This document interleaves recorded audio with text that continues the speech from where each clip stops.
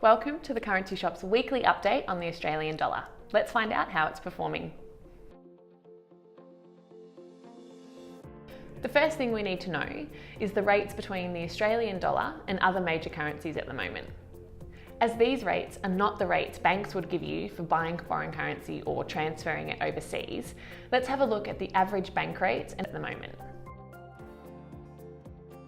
Okay, so that's given us an idea of what the Australian dollar is doing at the moment, but if we have a look at it over the last week, we can see how it's fluctuated. To do this, we compare it against the US dollar and see how it has changed. Since our last update, we have seen the dollar going down, going to its lowest point this year.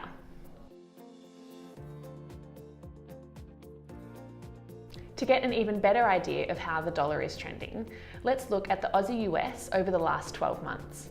Right now, it's at its lowest point since December 2017.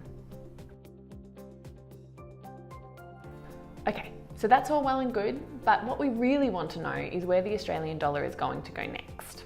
The major banks agree on most forecasts. Westpac predict that the Aussie will go up against all major currencies by June. NAB mostly agree, except they expect the Aussie to go down against the euro and the yen.